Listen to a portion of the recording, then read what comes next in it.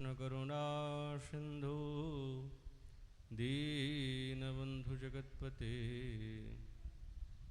गोपेशु गोपिकान्त श्रीराधाकान्त नमस्तुते। तप्तकाञ्चन गौराङ्गी श्रीराधे वृन्दावनेश्वरी वृषभानुसुते देवी तं नमामि हरिप्रिये।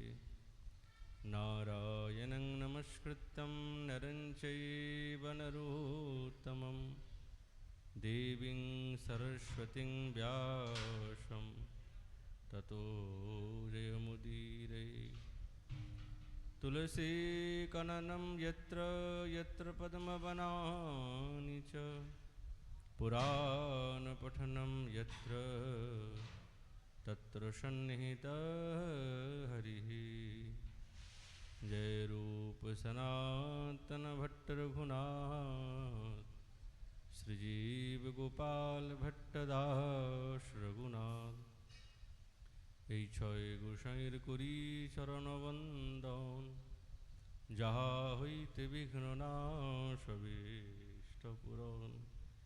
वंशाकल्पतरुभ्यश्च कृपा सिन्धुभैव च पतितानां पावनेभ्यो श्रीवैष्णवेभ्यो नमो नमः। दुर्गमे प्रतिमेन्धस्य स्खलत्पादगतिर्मुहुः स्वकृपाजष्टिदानेन सन्तसन्तवलम्बनम्।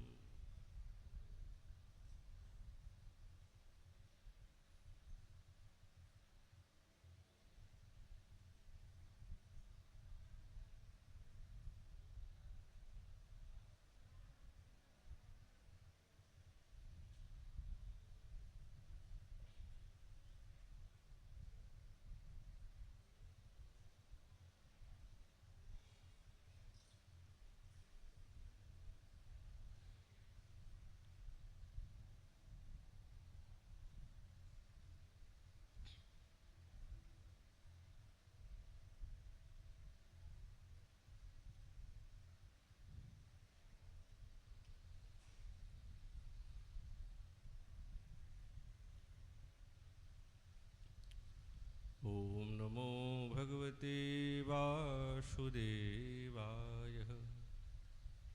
श्री श्री उत्कलिकावल्लरी श्यामयो नववयसुसमाभ्यां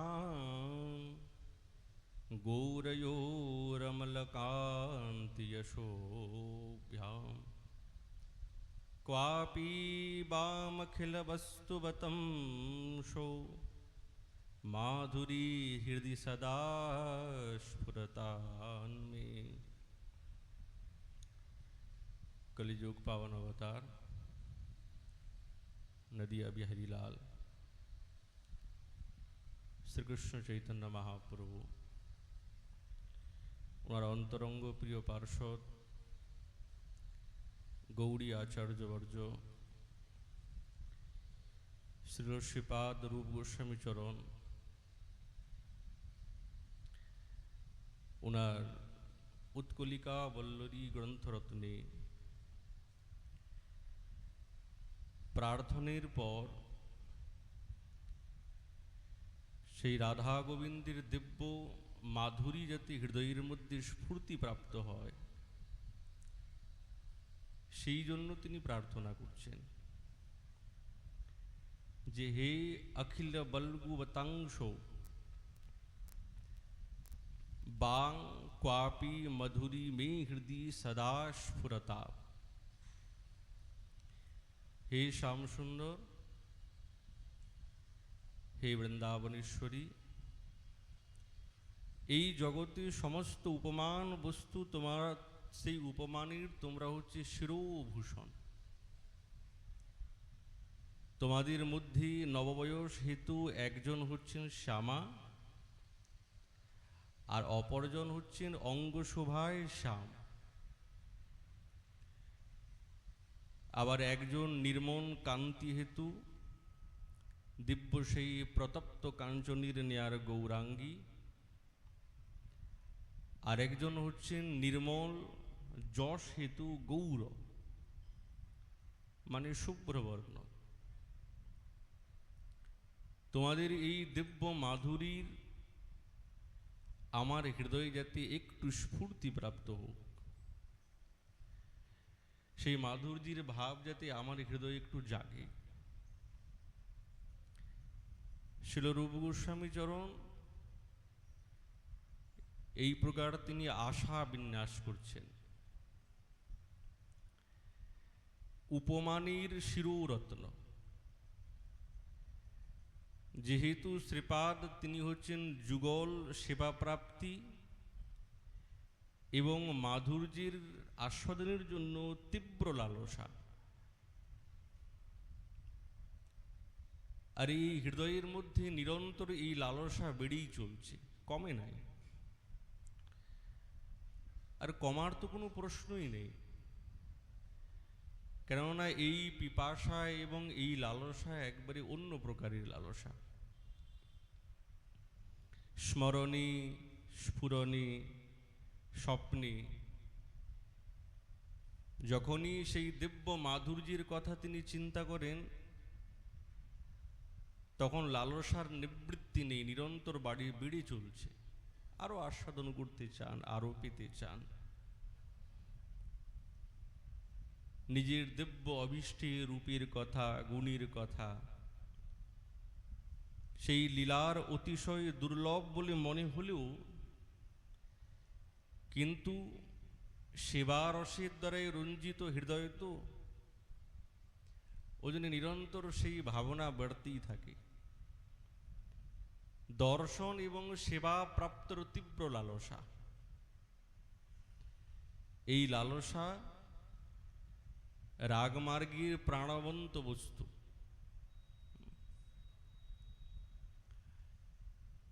প্রেম তৃষ্ণার শান্তি নাই, যত আস্বাদন করেন তত নিত্য নিত্য নতুন নতুন বলে মনে হয়। এটি হচ্ছেন এই মাধুর্য রসের আস্বাদনের একটি বিশেষ তারতম্য। প্রতি ক্ষণেতে নিত্য নতুন বলে মনে হচ্ছে।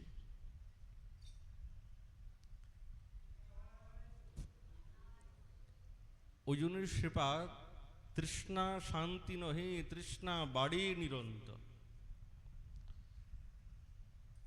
কমছে না, বেড়েই চলছে ক্রমানুসারে। যেহেতু শ্রীপাদের লালসাময়ী প্রার্থনা, তো এই উৎকলিকা বল্লরী গ্রন্থরত্নে সবই কিন্তু উৎকট লালসাময়ী প্রার্থনা।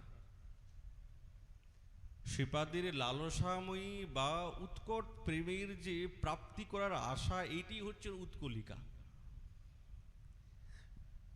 ওই জন্য উনার প্রত্যেকটি ভাষাতে, প্রত্যেকটি অক্ষরে এইটাই অনুভূত হয়। হে সর্বজন মনোজ্ঞ শিরোভূষণ। আর সম্বোধনও এমনভাবে করছেন, এই সম্বোধনের দ্বারা সম্পূর্ণ মাধুর্য সেখান থেকে ঝরে পড়ছে।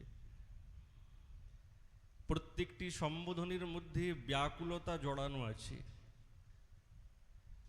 আকুলতা, ব্যাকরণতার মধ্যেই তো প্রেমের সঞ্চার হয়। যেখানে আকুলতা আছে, যেখানে ব্যাকুলতা আছে, তার মানে প্রেমের গভীরতাও সেখানেই আছে।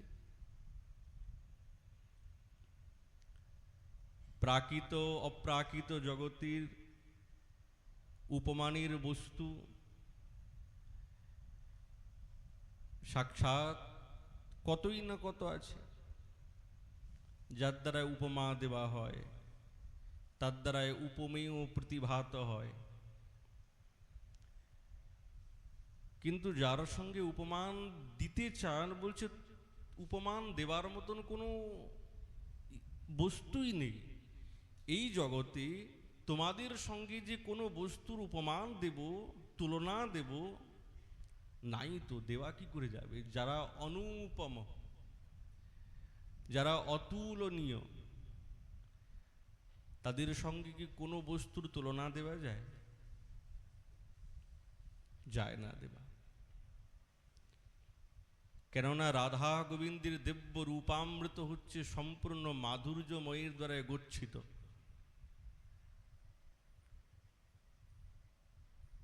তা এমন এই জগতে কি উপমা আছে যে দেবা যেতে পারে? ওই জন্য শ্রীপাদ বলছেন, তোমরা হচ্ছ উপমানের শিরোভূষণ, রত্ন, আর নাই, আর কোনো স্থান নাই, জায়গা নাই।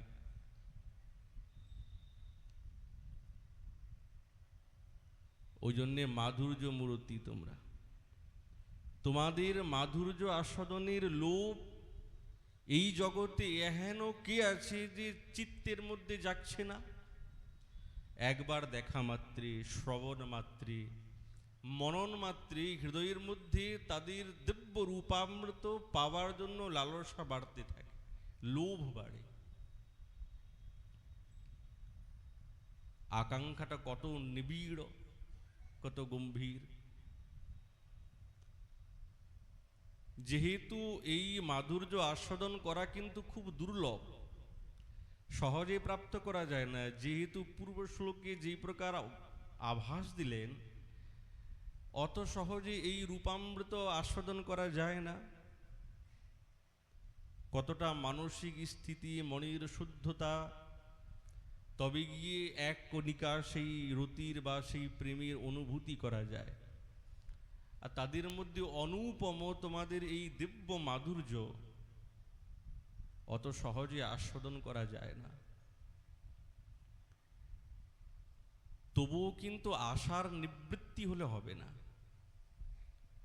পাবো না বলে যে আশাটা ছেড়ে দেব তা কিন্তু ছাড়া যাবে না। নাই পাই, পাবো না বা পাবো, কবে পাবো কোনো ঠিক নেই, কিন্তু আশা ছাড়া যাবে না। তো ওই যে নাস্তি আশানাং নিবৃত্তি, জীব গোস্বামী পাদ বলছেন আশার নিবৃত্তি করলে হবে না, নিরন্তর চলছে। তোমাদের দর্শন, তোমাদের সেবার জন্য আমি তো একবারেই অযোগ্য, কোনো যোগ্যতা নেই যে কোনো সেবা করব। তোমাদের দিব্য রূপামৃত দর্শন পাবো, কোনো যোগ্যতা আমার নেই। শ্রীপাদ বলছে আমার কোনো যোগ্যতা নেই, কি করে পাবো? কিন্তু কি করব? তোমাদের এই যে দিব্য মাধুরী কথা শ্রবণ করে আমাকে পাগল কুলে তুলেছে, উন্মাদ এসে গেছে। এই উন্মাদের কারণে আর থাকতে পারছি না। তোমাদের সেই মন প্রাণ সমস্ত ইন্দ্রিয় পাগল করে দেয়, এমন তোমাদের মাধুরী। তো সেই মাধুর্যময় রূপ একবার আমার চিত্তে স্ফূর্তিপ্রাপ্ত হোক, একবার কিছুটা শান্তি পাওয়া যাবে। শ্যাময়োর নবব্যয় সুষমাভ্যাম, তোমাদের উভয়ের মধ্যে একজন হচ্ছে নব্য বয়স হেতু শ্যামা। শ্যামা শব্দের ছিল রূপ গোস্বামী পাদ বলছেন 16 বর্ষীয়া নায়িকা, 16 বৎসরের কোনো নায়িকা, কিশোরী।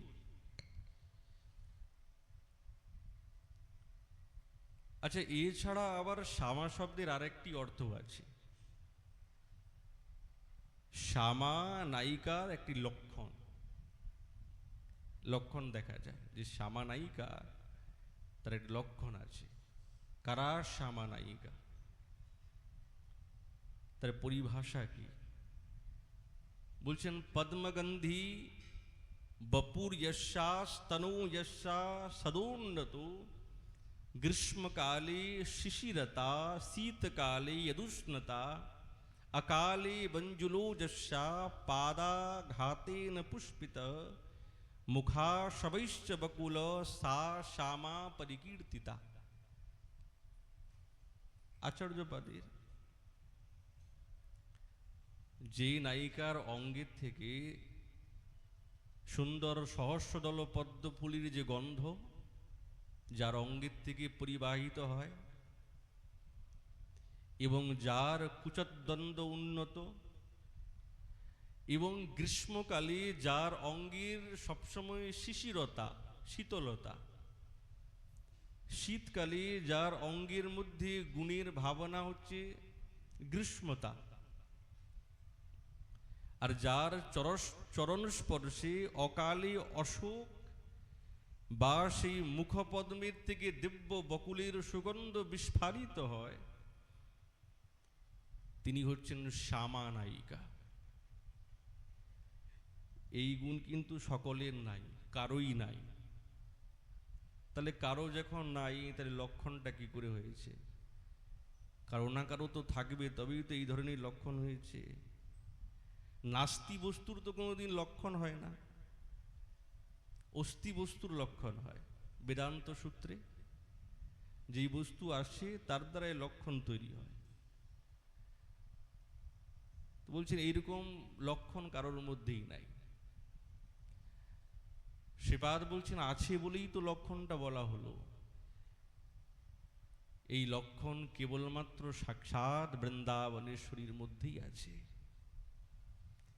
ওই জন্য রাধা ঠাকুরানী তিনি হচ্ছেন শ্যামা নায়িকা, আর কেউ না, আর কেউ নেই। ওই জন্যে শ্রীপাদ বলছে শ্যাময়ুর নবব্যয় সুষমাভ্যাম। শ্রীকৃষ্ণের অঙ্গকান্তিতে শ্যাম, ইন্দ্র নীলমতির মতন উজ্জ্বল শ্যামবর্ণ গোবিন্দের অঙ্গকান্তি, কিন্তু শৃঙ্গার রসবর্ণেও তিনি শ্যাম। কেন বলছে? সাক্ষাৎ শ্যামসুন্দর তিনি হচ্ছেন শৃঙ্গার। শ্যামসুন্দর সাক্ষাৎ শৃঙ্গার তাদাত্ম্য সম্বন্ধে ভিন্ন নেই। শৃঙ্গার সখী মূর্তি মানৌ ইব মধো মুগ্ধো হরি ক্রীড়তি, শ্যামো ভবতি শৃঙ্গার শিতো হাস প্রকীর্তিতঃ। সরস্বতী পাদ বলছেন শৃঙ্গারী হচ্ছেন শ্যাম। যেরকম বৃন্দাবনেশ্বরী রূপলাবণ্য, সেরকম শ্যাম সুন্দরীর রূপলাবণ্য। এইরকম রূপ যে একবার দেখিয়ে তারই মন মুগ্ধ হয়ে যায়। সুধা ছানিয়া কেবা ও সুধা ঢেলেছে গো, তেমনি স্বামীর চিকন দেহা।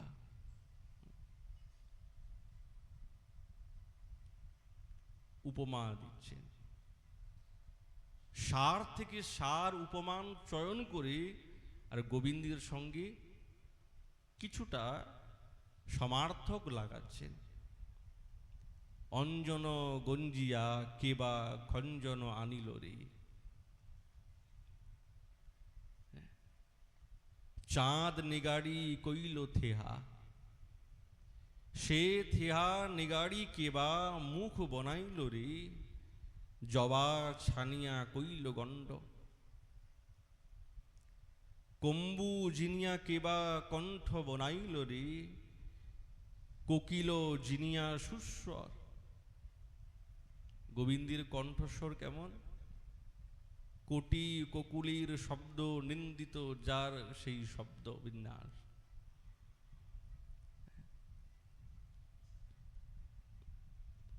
হরিদ্রা মাখিয়া কেবা শারদ্র বনাইল রে, ওইছন দেখি পীতাম্বর, বিম্ব ফল যিনি কেবা ওষ্ঠ গড়িল রে, ভুজ জিনিয়া করি শুণ্ড, বিস্তার পাষাণে কেবা রতন বসাইল রে, এমনই লাগই বুকের শোভা। শ্যামসুন্দরীর সমস্ত অঙ্গের দিব্য মাধুরী। দাম কুসুমে কেবা সুষুমা করেছে রে, এমনই তনুর দেখি আভা, আদলি উপরে কেবা দর্পণ বসাইল রে, ওইছন দেখি উরু যুগ।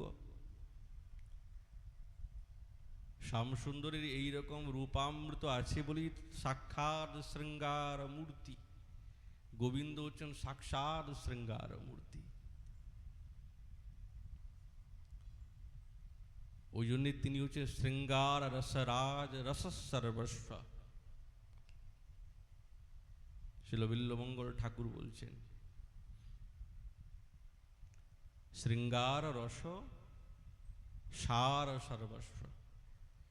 এই যত শৃঙ্গারীর সারত্ব আছে সেই সার সাক্ষাৎ গোবিন্দেতে আছে।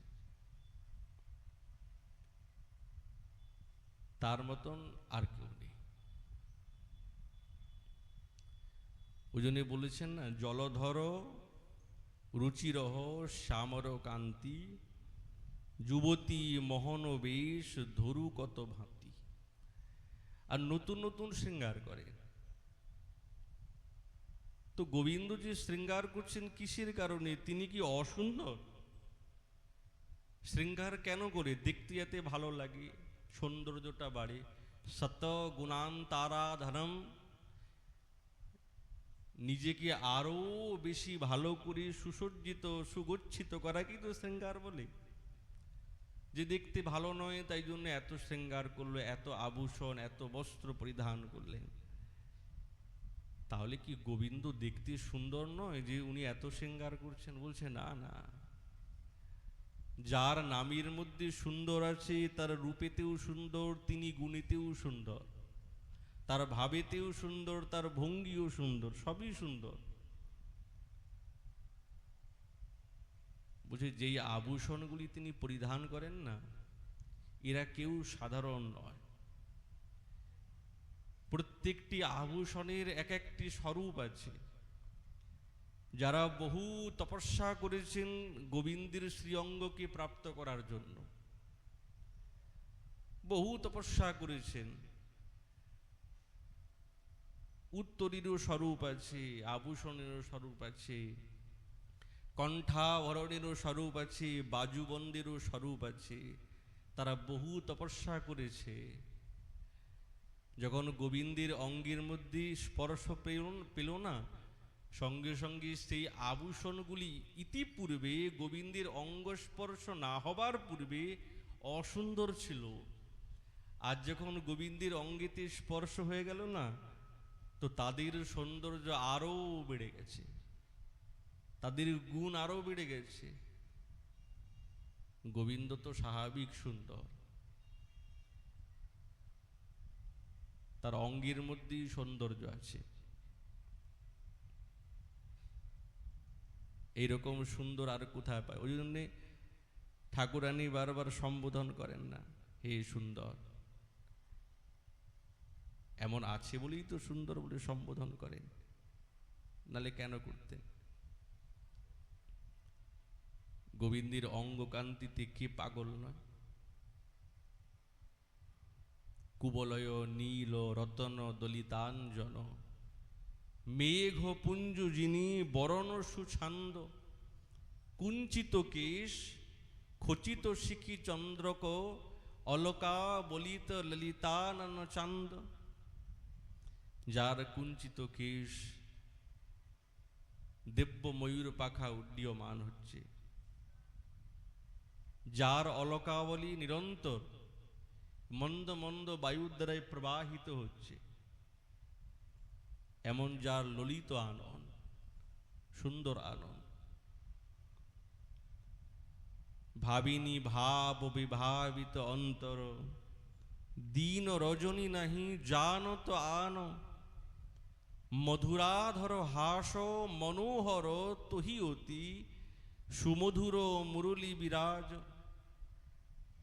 আবার ত্রিভঙ্গিম ঠামে কদম্বর তরুতলে মন্দ মন্দ বাঁশির সুর। যার কারণ করণীর মধ্যে এই শব্দ ব্রহ্ম প্রবেশ করে যায়, সে তো আর স্থির থাকতে পারে না। ভাঙ্গ বিভঙ্গিম কুটিল নিহারই, কুলবতী উমতি দূরের হুলাজ। গজগতি ভাতি গমন অতি মন্থর, মঞ্জির বারত রুনু ঝুনিয়া। হিরইতে কোটি মদন মুরুছাই, গোবিন্দ দাস কহু ধ্বনি ধ্বনিয়াই। চরণে রুনুঝুনু করে বাজছে, কোটি মদন পর্যন্ত এই গোবিন্দের রূপামৃত দর্শন করে মূর্ছা হয়ে যায়। সেই গোবিন্দের অঙ্গকান্তি, ওই জন্য তিনি হচ্ছেন শ্যাম। শ্যাম বলতে কেবলমাত্র শ্যাম বর্ণের বলে শ্যাম নয়, শ্যাম বর্ণ বলে ওনার নাম শ্যাম, ওটা তো আছেই, ওটা তো আছেই। যেরকম তমাল বর্ণম রবিকর গৌরবরাম্বরম দধানি, তিনি তমাল বর্ণের মতন, যার দিব্য অঙ্গকান্তি, যিনি নবদলধর অঙ্গকান্তি, নবদুর্বা দলর শ্যাম, সবই ঠিক। কিন্তু শ্রীপাদ শ্যামসুন্দর স্বামীর অর্থ একটি অন্য প্রকার করছে। বলে শ্যাম মানে জানো কি? শায়তি গচ্ছতি মনো যস্মাৎ যস্মিন ইতি শ্যাম।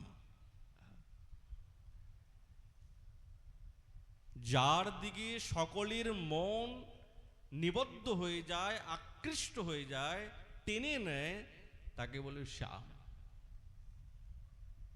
আচ্ছা, গোবিন্দের দিকে তাকালে কার মন আকৃষ্ট হয় না?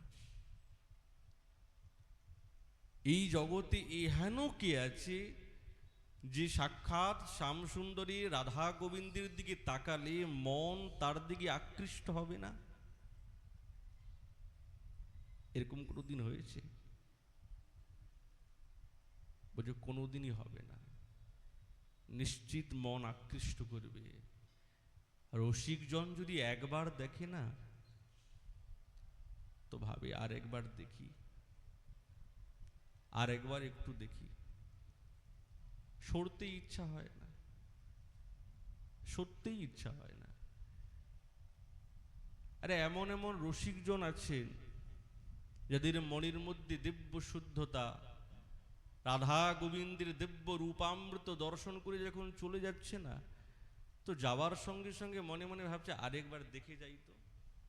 আবার দৌড়ে আসলে একটু উগিয়ে মেরে দেখে গেলেন, আরেকবার দেখি তো।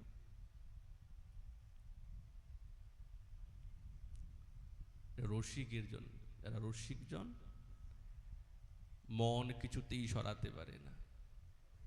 কিন্তু হ্যাঁ, রসিক মন বানাতে গেলে সাধুগুরু বৈষ্ণবের কৃপা একটু চাই। সাধুগুরু বৈষ্ণবের কৃপা যদি না হয় তাহলে কিন্তু একটু অসম্ভব হয়ে যায়। যদি গুরু বৈষ্ণবের কৃপা সঞ্চিত থাকে না, তখন এই দিব্য রূপ ও মাধুরীতে মন যখন একবার লেগে যাবে না, আর অন্য কোথাও মন লাগাতে ইচ্ছাই হবে না।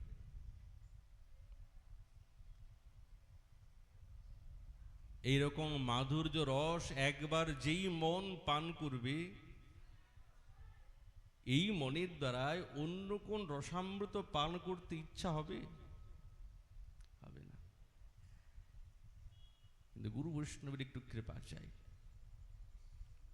আর সেই কৃপা সঞ্চিত হয়ে হৃদয়ে গুরুদেবীর বা বৈষ্ণবীর যখন এই দিব্য রূপামৃত দর্শন করব, পান করতে হবে। নেত্র চষকাই পান, এই নেত্ররূপী পান পাত্রের দ্বারা এই রূপামৃত যিনি অনুপম, শ্রীপাদ বলছেন কোনো উপমা তো দেওয়া যায় না, এই অনুপম মাধুর্যময় মূর্তিকে পান করতে হবে। কিসের? নেত্র চষকাই, নেত্র চষকাই রসকিত পিবাম, পান করতে হবে। এই জগতের কি সৌন্দর্য আছে, এই সৌন্দর্য তো একটি সীমাবদ্ধ। কিন্তু শ্রীপাদ যেই সৌন্দর্যের অনুভূতি আমাদের কাছে তুলে ধরেছেন, এই সৌন্দর্য তো নবনবায়মান, প্রতি ক্ষণে ক্ষণে নতুন, প্রতি ক্ষণে ক্ষণে। একবার দর্শন করার পর যখন চোখটা পলকটা পড়ে গেল না, আবার যখন চোখটা খুললাম, পলকটা খুলল, আবার নতুন। এত শীঘ্র গতিতে নতুন নবনবায়মান? বলছে হ্যাঁ,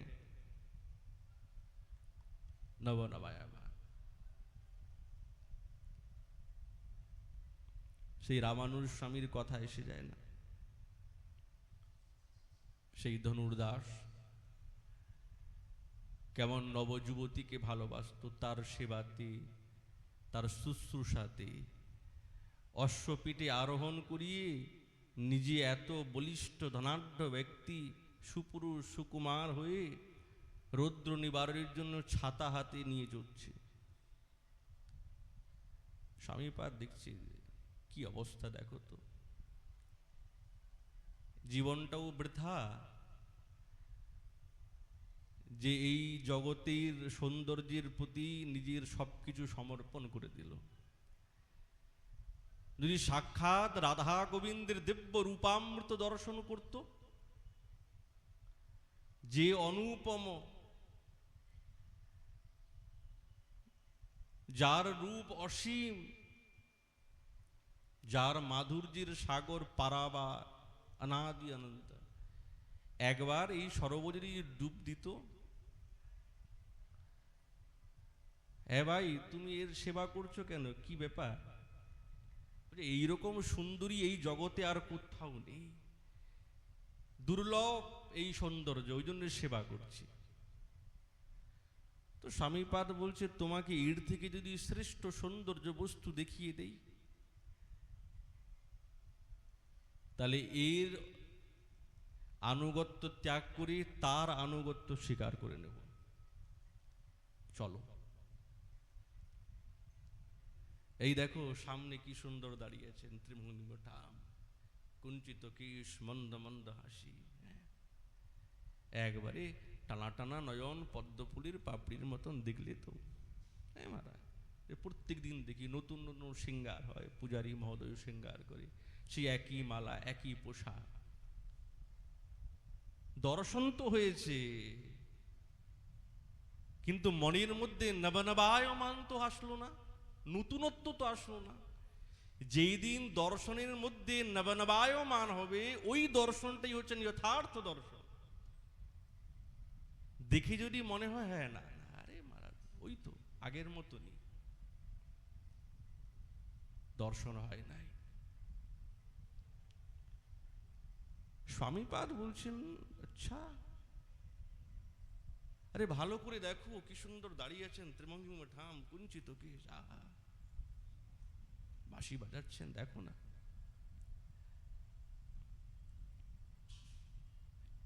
কিছুতেই স্ফূর্তি প্রাপ্ত হচ্ছে না। আজ প্রত্যেক দিন দেখি, হাতটা ধরলেন। এবার দেখো তো, অয়ং ধনুর্দাস রমাধিনাথ শৃঙ্গনাথ জগতামধীশ। এই দেখো জগতামধীশ, এই জগতের অধীশ্বরী নারায় সাক্ষাৎ দেখো, স্পর্শ করেছে তো কৃপা সঞ্চার হয়ে গেছে হৃদয়ের মধ্যে। এখন যখন দর্শন করছেন না, সেই দর্শনের মধ্যে ভাব ভঙ্গি একবারেই পৃথক। এখন নয়ন উন্মিলন যে করেছে, বন্ধ করতে ভুলে গেছে। চোখ খুলেছে তো যে বন্ধও করতে হয়, এটা ভুলে গেছে। কেন? বলছে আজ যেই রূপামৃত দর্শন করছে তার মধ্যে কৃপা সঞ্চারিত আছে। এখন দেখছেন নবনবায়মান, আহা কি সুন্দর রূপ দাঁড়িয়ে আছে, অজরনয়নে কান্তি আরম্ভ করেছে, সারা অঙ্গ পুলকিত, প্রেম এসে গেছে।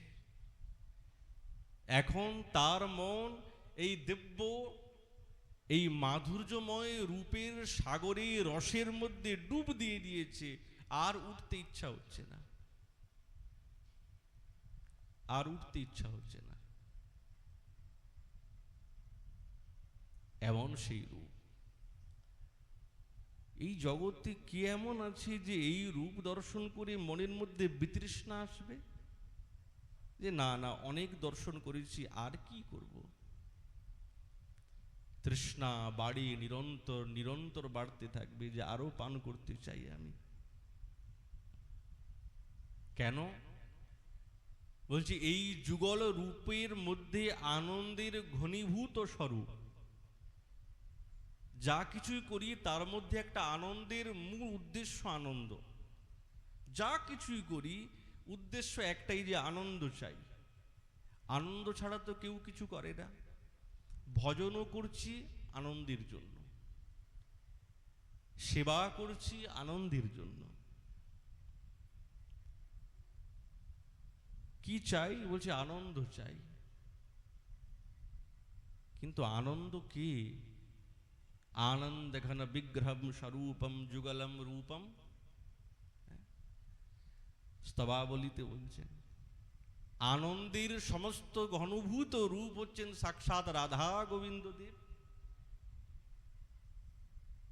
তার চরণাশ্রয় এবং তার রূপ দর্শন করলেই তবেই তো আনন্দ সাগরে ডুবব। কুবলয় দল নীল কোটি কন্দর্প লীল কনক रुचि दुकूल केश केकी पिंछा बचूल मम हृदय कुलबाला निबि बिभ्रंशि वंश ध्वनि हृदयतु राधा पद्मिनी राजहंस। संगीत माधवी।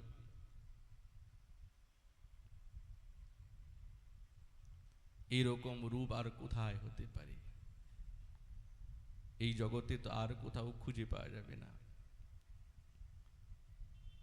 যাদের কোনো উপমা নাই, কোনো তুলনা নাই, যার রূপলাবণ্যে পর্যন্ত শ্যামসুন্দরীর চিত্তকে আকর্ষণ করেছেন। আত্মসমর্পণ করলেন ওই জন্যই তো, মনটাকে কিছুতেই সরাতে পারছেন না গোবিন্দ। যার রূপেতে জগৎ মোহিত, তাকেও তো মোহিত করতে কেউ পারে, সাক্ষাৎ রাধা ঠাকুরানী। তার মনটাকেও চিত্তকে আকৃষ্ট করে নিয়েছে। যে আকৃষ্ট যে করেছে এর প্রমাণটা কি? আত্মসমর্পণ না করলে তো আকর্ষণ শক্তির ভাব প্রকাশ পায় না। আপনি যে আমার চিত্তকে আকৃষ্ট করেছেন, মোহিত করেছেন, তার প্রমাণ কোথায়? বলছে আত্মসমর্পণে। যখন আপনার নিকটে বলবে আপনি ছাড়া আমার আর কোনো গতি নেই, আমি সবকিছু আপনাকেই সমর্পণ করে দিলাম, তার মানে আপনি অবশ্যই আমার চিত্তকে আকৃষ্ট করেছেন। কোটি কোটি তড়িচ্ছবি, সরস্বতী পাদ বলছেন কোটি কোটি তড়িৎ মানে বিদ্যুৎ, তার যে ছবি সেই রকম ছবি সাক্ষাৎ বৃন্দাবনেশ্বরী, যিনি গোবিন্দের চিত্তকে আকর্ষণ করেছেন। ওই জন্য গোবিন্দ বলছে আমি সবকিছু তোমাকে সমর্পণ করলাম। তুমি মোর নিধি রাই, তুমি মোর নিধি, না জানি কি দিয়া তোমা নির্মল বিধি। গোবিন্দ বলছেন আমার নিধি সম্পদ তুমি, তুমি ছাড়া আর কেউ নেই। বসিয়া দিবস রাতি অনিমিষ আঁখি, কোটি কলপ যদি নিরবধি দেখি, তবু তিরোপিত নহে এদু নয়ান। গোবিন্দ বলছেন যদি কোটি কল্প, কোটি কল্প যদি আমি তোমার এই দিব্য রূপামৃত সামনে বসে দেখি, তুমি সামনে, আর আমি তোমার এই দিব্য রূপামৃত যদি দর্শন করি নেত্র শশকে, বলছি তবু আমার মন ভরবে না, আমার মন ভরবে না। তবু তিরোপিত নহে এ দু নয়ান, এই দুই নয়নের অভিলাষ আশা পূর্বে না। জাগিরে তোমারে দেখি স্বপনে সমান, দর্পণ নীরস সুদূরে পরিহরি, কিছার কমলের ফুর বটেক না করি, ছি ছি কি শরদের চাঁদ ভিতরে কালিমা। তুলনা দেব, এদের সঙ্গে তুলনা দেওয়া যাচ্ছে না। কি দিয়া করিব তোমার মুখের উপমা, গোবিন্দ বলছেন, তোমার যে দিব্য মুখমণ্ডের উপমা কি দিয়ে করব? শরদের চন্দ্র? না না, তার মধ্যে কলঙ্ক আছে। যতনে আনিয়া সখী ছানিয়া বিজুরি, অমিয়ার সাঁচে যদি রইতে পুতুলি, রসের সায়র মাঝে করাই স্নান, তবু তো না হয় তোমার নিছনি সমান। হিয়ার ভিতরে থুইতে নহি পরতীত, ছাড়াও হারাও হারাও হেন সদা করেছি। যতই মনের মধ্যে রাখি তবু মনের মধ্যে একটাই ভাব, কি হারিয়ে যাবে? বহুমূল্য বস্তু না, যতই সযত্ন করে রাখি তবু মনের মধ্যে কিন্তু একটা ভয় থাকে, যদি হারিয়ে যায়। খুব ভয় থাকে। ওই জন্য গোবিন্দ বলছে, আমার না বড্ড ভয় করে। কেন? উনার সবার থেকে শ্রেষ্ঠ, ওই জন্য হারিয়ে গেলে তো বিপদ হয়ে যাবে। ও যে আমার না বড্ড ভয় করে। শ্রীপাদ এই নিরন্তর এই অনুপম যুগলীর মাধুরীর কথা বলছেন। আমাদের কত সৌভাগ্য, আচার্যগণ আমাদেরকে বিনিয়ে বিনিয়ে পথটা দেখিয়ে চলে গেলেন। জান নাই, ওনারা তো নিত্য, অনিত্য না। আমার শ্রদ্ধা নাই, ভক্তি নাই, তাই জন্য সেই রূপামৃত দর্শনে অযোগ্য। তারা সাক্ষাৎ নিত্য কিঙ্করী, নিরন্তর সেবাতে মত্ত আছেন। মহাপ্রভু এই রসের মূল প্রদর্শক বানালেন। এত শ্রেষ্ঠ শ্রেষ্ঠ আরো তো মহাপ্রভুর পরিকরগণ ছিলেন, কিন্তু কাউকে তো এই রাগমার্গীর ভজনের আচার্য তো নির্মাণ করলেন না। কেন বলুন তো?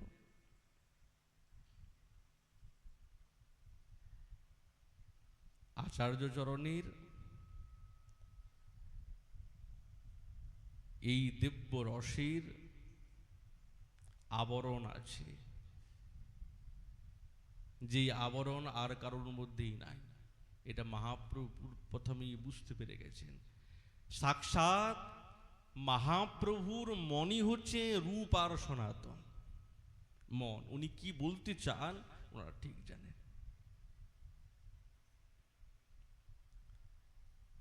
যখন মহাপ্রভুর সঙ্গে সাক্ষাৎকার হয়,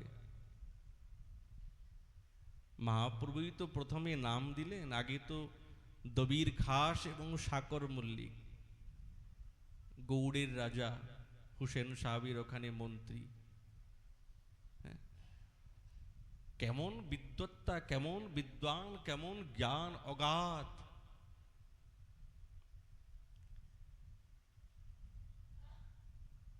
কিন্তু মহাপ্রভু যখন রূপ আর সনাতনীর পত্র পেতেন না, তো তাদের লেখনির মধ্যে যে এত এত চমৎকার ছিল, তিনি সকলকে দেখাতেন, এই দেখো কার পত্র জানো।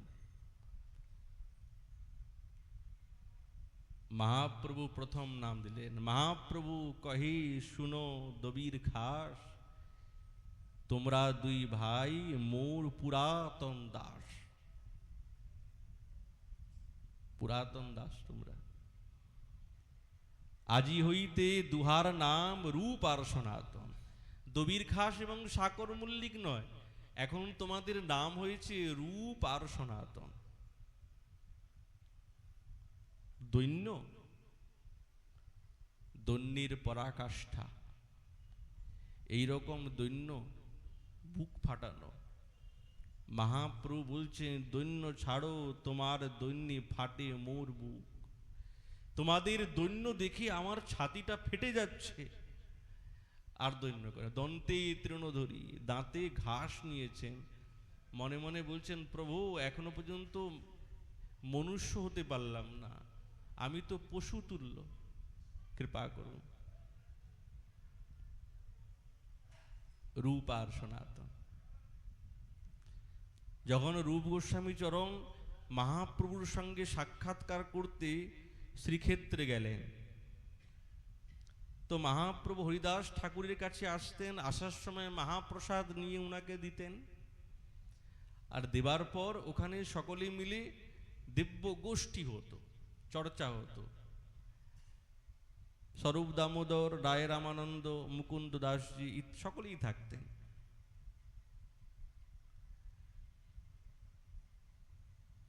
তো একদিন তিনি বলছেন, যখন রূপ এসেছে সঙ্গে সঙ্গে আলিঙ্গন করলেন। অদ্বৈত ঠাকুর বলছেন মহাপ্রভুকে, প্রভু এই রূপের প্রতি কৃপা করুন আপনি। বলছে আমার কৃপা তো আছেই।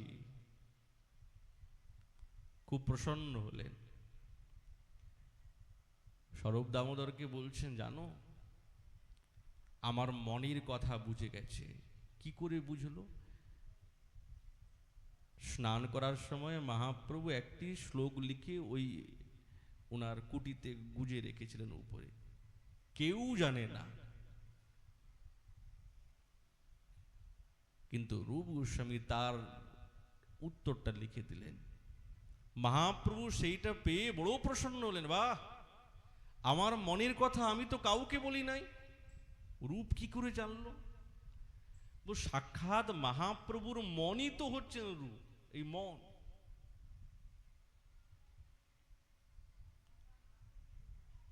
মহাপ্রভু স্বয়ং উনার কবিত্বের এবং উনার লেখনীর প্রত্যেক অক্ষরের কথা স্তুতি করেছেন। রামানন্দ রায়কে বলছেন, রূপকে বললেন তুমি কি লিখেছো একটু শোনাও তো দেখি। তো উনি লজ্জিত হয়ে কিছুতেই বলতে চান না। না না, সকলে বড় বড় জন আছেন, তাদের কাছে কি করে বলবেন? তো স্বরূপ দামোদর এবং রামানন্দ রায় বলছে, বলো, তুমি বলো না কি লিখেছো, শুনি আমরা। ও যা শ্লোক শোনালেন, মহাপ্রভু জিজ্ঞাসা করছেন রামানন্দ রায়কে, কেমন হয়েছে, কেমন লাগলো? বলছে, প্রভু কবিত্ব না হয় এই অমৃতের ধার, এই কবিত্ব নয়, সাক্ষাৎ অমৃতের ধার ঝরঝর করে পড়ছে। নাটক লক্ষণ সব সিদ্ধান্তের সার। প্রত্যেকটি অক্ষরে, প্রত্যেকটি শ্লোকের মধ্যে সম্পূর্ণ সিদ্ধান্ত নিহিত আছে। প্রেম পরিপাটি এই অদ্ভুত বর্ণন শুনি চিত্ত কর্ণের হয় আনন্দ ঘূর্ণন। যেই প্রত্যেকটি শ্লোক শ্রবণ করে হৃদয়ের মধ্যে আনন্দ ঘুরছে, সাধারণ নয়। মহাপুরুষ সঙ্গে সঙ্গে রূপকে গলায় জড়িয়ে ধরলেন।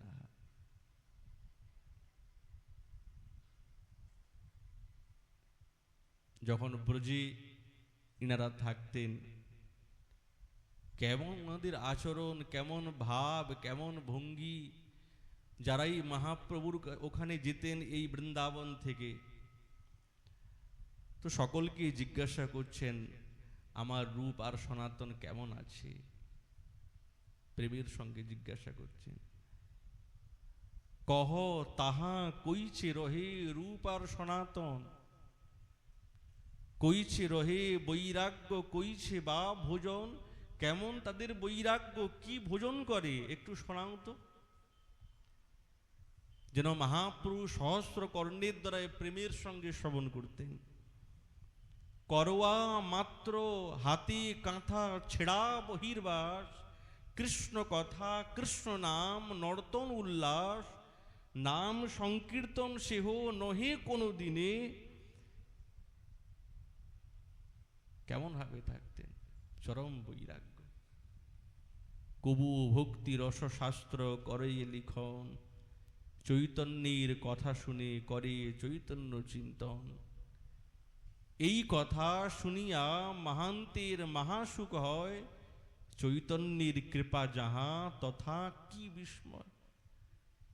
মহাপ্রভুর সম্পূর্ণ কৃপা রূপ আর সনাতনের প্রতি আছে।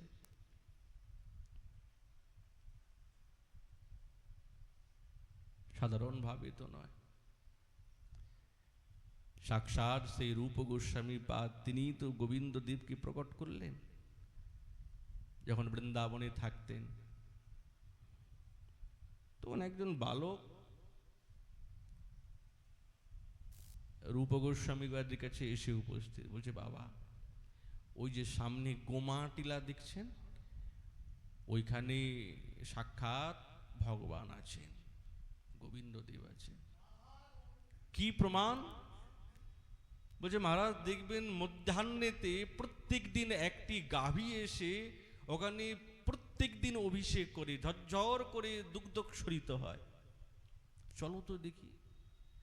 সেই ছোট্ট গোপ বালক গোসাইজিকে নিয়ে এসে দেখালেন দূর থেকে, এই দেখুন এই মধ্যাহ্ন দেখছে সত্যি সত্যি একটা গাভী এসেছে, আর সেই গোমা টিলার উঁচু স্থানের মধ্যে দাঁড়িয়ে আর ঝরঝর করে দুগ্ধাভিষেক করে।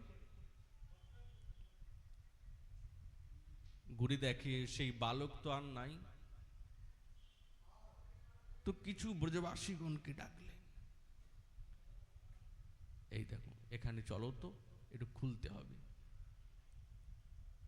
রাত্রি স্বপ্নাদে সাক্ষাৎ গোবিন্দদেব যে আমি তো ছিলাম, ওই বালক আর কেউ নয় আমি, আর ওই গাভী আর কেউ নয়, সাক্ষাৎ সুরভি গোমাতা, যিনি প্রত্যহ মধ্যাহ্নকালীনে আমাকে অভিষেক করে, তুমি আমাকে উদ্ধার করো। তখন রূপ গোস্বামী পাদ সকলকে ডেকে বলি বাবা একটু খুলো তো দেখি। অল্প একটু খুললেন, খোলার সঙ্গে সঙ্গে আহা কি সুন্দর ত্রিভঙ্গিম ঠাম দিব্য মূর্তি প্রকাশিত হলো, সাক্ষাৎ গোবিন্দদেব। আর এই দিব্য রূপামৃত দর্শন করে সে রূপচরণ তিনি তার অশ্রুবৃন্দের দ্বারা অভিষেক করলেন।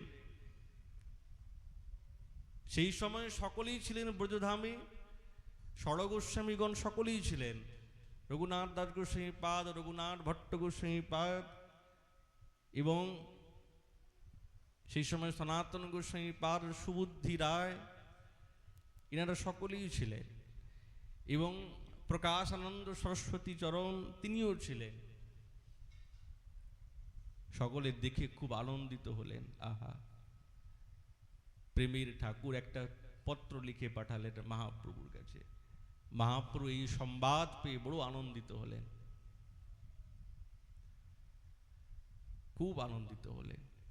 সেই দিব্য বিগ্রহ প্রতিষ্ঠিত করলেন। বর্তমান সময়ে যে জয়পুরে আছে সেই স্বয়ম্ভূ প্রকাশ গোবিন্দদেব, স্বয়ম্ভূ প্রকাশ গোবিন্দদেব। রাধারানী আগে ছিলেন না, রাধারানী পরে আসলেন। এই গোবিন্দদেব বর্তমান সময়ে যে রকম যুগল সেবা উপাসনা আমাদের কাছে বড় সহজ, খুব সহজ, কিন্তু সেই সময়ে সহজ ছিল না, খুব কঠিন, খুব কঠিন। এই পরকীয়া রসের উপাসনা যে কত কঠিন ছিল, কিভাবে যে আমাদের আচার্যগণ এই পদ্ধতিকে জাগ্রত করে রেখেছেন, এটা আমরা কিছুতেই বুঝতে পারবো না। আমরা জন্মজন্মান্তর কল্পকল্পান্ত তাদের চরণে কৃতজ্ঞ, এই ঋণ কোনোদিন শোধ করতে পারবো না, যে যেই রসের উপাসনা তারা জাগিয়ে রেখেছেন। আগে কেউ জানতো না, কেউ করতো না। পরকীয়া রসের উপাসনা খুব কঠিন। গোবিন্দের কাছে রাধারানীকে দাঁড় করিয়ে দেবা অত সহজে হতো না। সকলেই জানতো লক্ষ্মীনারায়ণের উপাসনা, রাধা গোবিন্দের উপাসনা। মহাপ্রভু এসে জানালেন যেহেতু এইটা অনাদি, এটা কেউ আবিষ্কার করে নাই, এই অনাদি কাল থেকেই আছে, কিন্তু যারা করতেন তারা গোপনে করতেন, তারা গোপনে করতেন, প্রকাশ্যে করতেন না। মাধবেন্দ্র পুরীপাদ, ঈশ্বর পুরীপাদ এবং অদ্বৈত ঠাকুর এবং চণ্ডীদাস বিদ্যাপতি, এনারা যেরকম পদ রচনা করেছেন পরকীয়া রসের উপাসনাতে, সেই সময় প্রকাশ হয় নাই এইগুলো, এই পদাবলীর প্রকাশ হয় নাই। মহাপ্রভু এসে এই দিব্য পদাবলী এর রামানন্দের মুখের দিকে শ্রবণ করতেন, তখন বিস্তার হলো। তো অত সহজ ছিল না। এই গোবিন্দদেব তখন যবনের তো খুব উৎপাত, মন্দিরই নাই, পূজা হবে কোথায়? তখন রাধা গোবিন্দকে নিয়ে পূজারী মহোদয় সব পালাতে আরম্ভ করেছে। কোথায়? এত বড় ঠাকুর, এ কি কাঁধে করে নিয়ে যাওয়া যায়? ওই শকট যানের মধ্যে ওই ঘাস ফুস সব চাপা দিয়ে আর লুকিয়ে লুকিয়ে লুকিয়ে আমাদের এই রাধাকুণ্ডে যে গোবিন্দ মন্দির দেখছেন, এখানেও গোবিন্দদেব 1 বছর ছিলেন। 1 বছর ছিলেন গোবিন্দদেব, সেই সময় যবনের উৎপাত।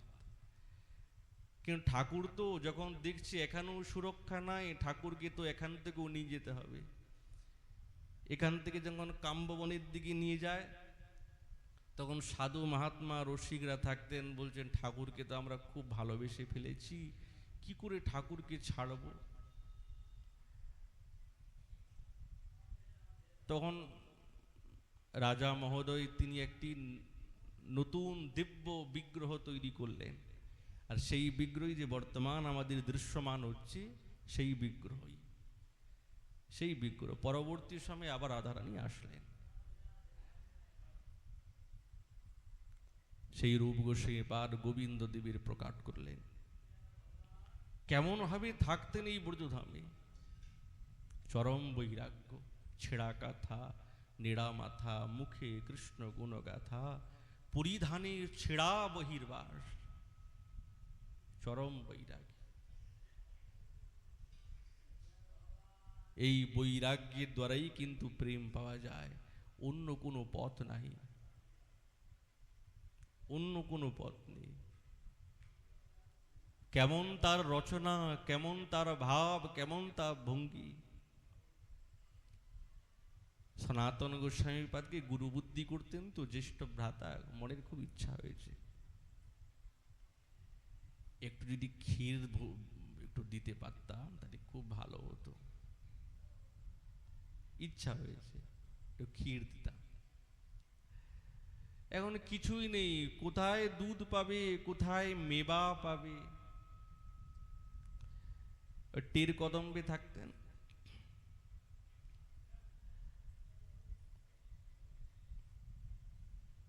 যা চিন্তামণি ধাম, তো যা চিন্তা করবেন তাই পাবেন।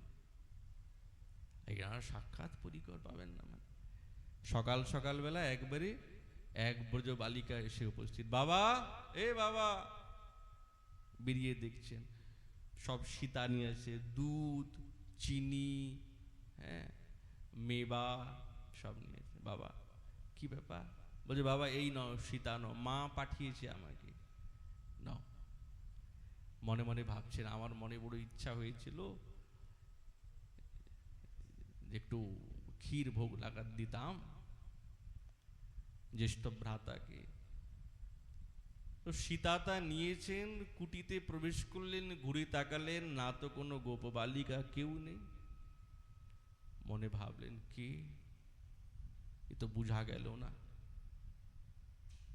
সুন্দরভাবে ক্ষীর রন্ধন করলেন, সাক্ষাৎ গোবিন্দ দেবকে ভোগ লাগালেন।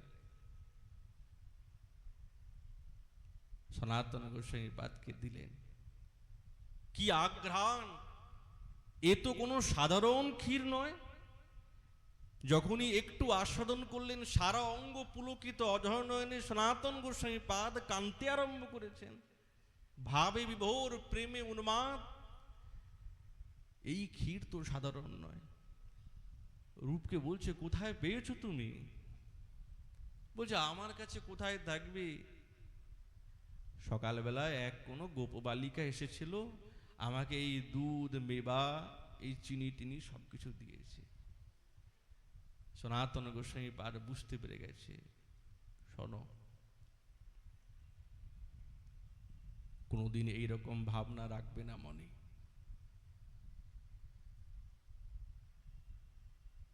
মহাপ্রভু যেই সনাতন গোস্বামী পাদের সিদ্ধান্তে বড় প্রসন্ন হতেন, উনি মহাপ্রভুকে পর্যন্ত বলেছেন এ নয় পরিপাটি বৃন্দাবন যাবার।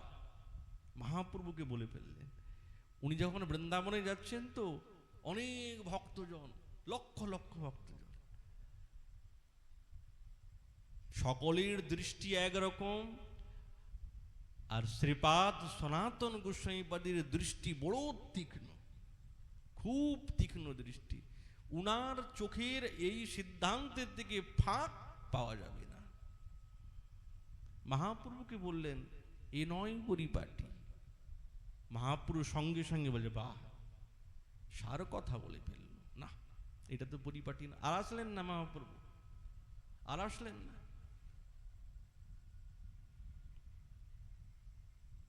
ওই জন্য তো সনাতন গোস্বামীপাদকে সকলে গুরু বুদ্ধি করেন। কেন? ওনার তীক্ষ্ণতার কারণে। রূপ গোস্বামীপাদকেও বলে দিলেন এরকম মনের মধ্যে আশা রেখো না। তুমি কি চাও যার উপাসনা করছো তাকে কষ্ট দেবে? তুমি সেবা করবে। সে সেবা করবে কেন? এই দেখো, তুমি ইচ্ছা করলে সাক্ষাৎ ঠাকুরানী তোমার জন্য, তোমার ইচ্ছাকে পূরণ করার জন্য দুধ, চিনি, সব বস্তু তোমাকে দিয়েছে, কষ্ট দিতে নেই। সেই দিন থেকে ছিল রূপ গোস্বামী চরণ মনের মধ্যে কোনো আশাই নাই, অন্য প্রকার ইচ্ছাই নাই, কোনো ইচ্ছা নাই, কোনো ইচ্ছা নাই। রূপ গোস্বামীপাদ কেমন প্রেমের সঙ্গে তারা নিরন্তর থাকতেন। राधा कुंड तटे कलिंद तनया तीरे चबंसी बटे प्रेमोन्माद बसाद अशेष दशया ग्रस्तो प्रमत्तो सदा गायन्तो च कदा हरिर गुणबरम भावा विभूतो मुदा वंदे रूप सनातनो रघुजुगो श्रीजीव गोपालको। কখনো রাধা কুণ্ডের তটে, কখন যমুনার তীরে, কখনো বংশী বটে, প্রেমে উন্মাদ বশত নিরন্তর গ্রস্ত থাকতেন, প্রমত্ত হতেন, দুইজনেই অস্থির হয়ে যেতেন, নিরন্তর ভগবানের গুণগান গাইতেন।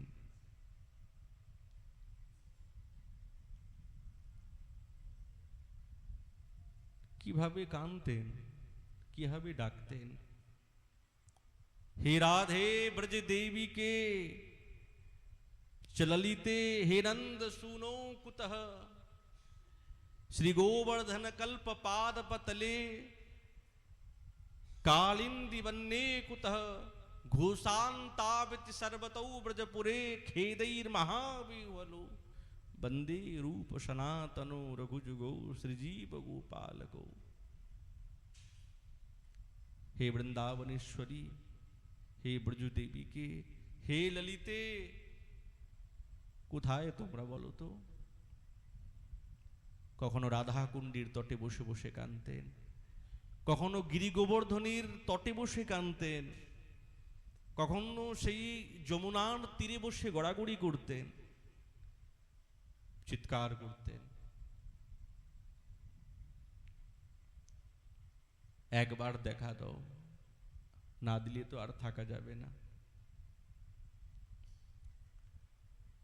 শিরূপ মঞ্জুরি পদ সেই মোর সম্পদ।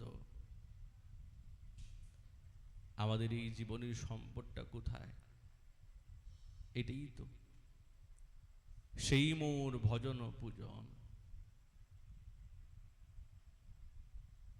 সেই মোর প্রাণধন, সেই মোর আভরণ, সেই মোর জীবনের জীবন, সেই মোর রসনিধি, সেই মোর বাঞ্ছা সিদ্ধি, সেই মোর বেদেরও ধরম, সেই ব্রত, সেই তপ, সেই মোর মন্ত্র জপ, সেই মোর ধর্ম কর্ম, অনুকূল হবে বিধি, সে পদ সম্পদ নিধি, নিরখিব এদু নয়ানে, সে রূপ মাধুরী রাশি, প্রাণ কুবলয় শশী, প্রফুল্লিত হবে নিশিদিনে, তুয়া অদর্শন ওহি, গরলি জারল দেহি, চিরদিন তাপিত জীবন, হাহা মোরে কর দয়া, দেহ তুয়া পদ ছায়া, নরোত্তম লইল শরণ। সেই আচার্য চরণ শিলরূপ গোস্বামী চরণ, উনার চরণ আশ্রয় ছাড়া তো আমাদের কোনো গতি নাই, কোনো পথ নেই, ওইটাই আশ্রয় আমাদের।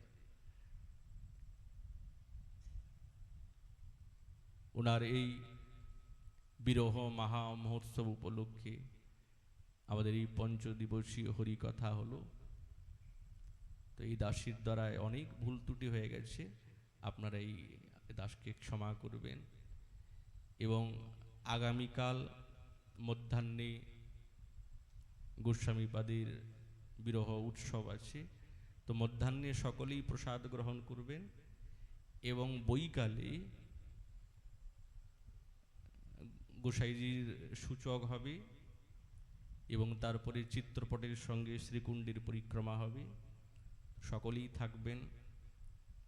কেননা গোসাইচরণ আমাদের সকলেরই তো গুরুদেব, আদি, ইনাকে ছাড়া তার কোনো গতি নেই, কোনো অন্য পথ যাব তাও তো রাস্তা নেই, একটাই পথ, যেই পথ রূপানুগ পথ। ওই জন্য সকলেই আমরা যাতে যোগদান করি, এই বলে আমাদের এই শ্রীপাদের চরণে বারবার প্রার্থনা একটাই, যে আমাদের জীবনেও সেই প্রেম ভক্তিয়াতে উদয় হয়। এবং আগামী যে আমাদের জন্মাষ্টমী আসছে, এই জন্মাষ্টমীর উপলক্ষে 20 তারিখ থেকে আমাদের এই গোবিন্দ মন্দিরেই বৈকালীন 5:30 থেকে হরিকথা হবে 7 দিন। এই বলে আমাদের ভাগবতী কথা এখানেই বিশ্রাম। নিতাই গৌর হরি।